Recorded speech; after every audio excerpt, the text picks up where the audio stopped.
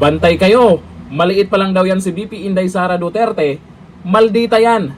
Pero maswerte ang taong bayan pag siya ang naging Pangulo sa 2028. Ayon po yan kay Tatay Digong. Ito ang video. Sa bahay nila, yung Inday na, yun ang maldita. Di ba sinabi ko sa inyo, sino yung mga matatanda dito, nanay? Di ba sinabi ko sa inyo, maliit pa yan si Inday? Sinabi ko na inyo, maldita yan, pantay kayo. Nako. So, nakita nila nagpupulis. Hindi lang yun.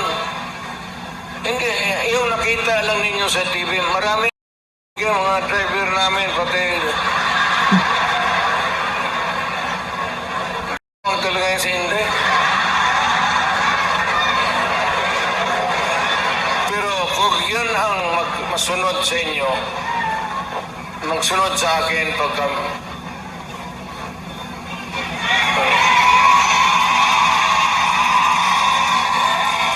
maswerte kayo kung yan ang magsunod sa akin.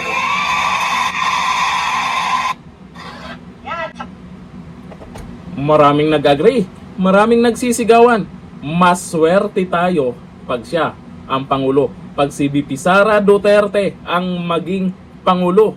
Nga naman, bantay kayong mga buhaya. Ngayon pa lang, matapos mag-declare itong si VP Sara Duterte, nakikita na po natin meron pong nag-post na senador, may nag-post din po na congressman na kung saan nagpapakita na sila ng suporta kay VP Sara. Yung mga balimbing dyan sa kamara, malamang bait-baitan yang mga yan.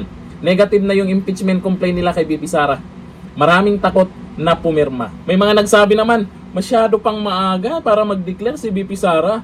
Pero yung pinagyayaw-yaw ni Risa, nakaraan pa, halos araw-araw binabanggit kung sino yung maging katandem, mga paghahanda sa eleksyon, hindi nyo sinisita.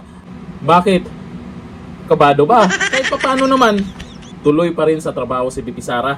Pagdating sa eleksyon, kahit hindi mga ngampanya si VP Sara, sure win na yan. Taong bayan na mismo ang gagalaw para mailagay siya sa Malacanang. O ayon dito sa mga nag-comment, sabi ni Teresita Nicolas, tama lahat ang sinabi ni tatay. Kay this time, wala nang pagdadalawang isip, suportahan namin si VP Inday Sara sa pagkapangulo sa 2028. Sabi ni Amy Reyes Acon, ang taas ng expectation sa inyo VP. Sana di nyo po biguin ang mga Pilipino. God bless the Philippines. Sabi ni Benro Cardas, Inday Sara Duterte sa 2028, ipakita mo ang pagkamaldita mo sa mga demonyo sa gobyerno. Yan. Bantay kayo talaga kay VP Sara. Kasi may mga ginagawa na yan noon sa Davao City na kung saan takot sa kanya yung mga abusadong mga politiko. Takot sa kanya kahit sino man gagawa ng kasalanan. Dahil nga naman, ayon kay Tatay Digong, naku, iba pag gumalaw si VP Sara. Pag naging presidente yan, masasampulan ang mga buhaya. Teka, si Auntie Claire kaya? Mukhang kabado na rin ah. Sabi ni Edward Kersley, sa pagtakbo ni Duterte Sara sa pagkapangulo, mas marami rin ang tatakbo palabas ng Pilipinas. Correct. Yan talaga ang mangyayari dyan. Pero ngayon, sa lahat ng mga naniniwala, solid na nakasuporta sa mga Duterte, lalo kay VP Sara, at gustong gawin siyang Pangulo sa 2028, asahan po natin, bantayan po natin yung mga naninira sa kanya. Kasi alam po natin, wala silang pag-asa na talunin si VP Sara. Nag-iisip ng paraan niyang mga yan. Kung anong klaseng paraan, mapigilan lamang si VP Sara sa Malacanang.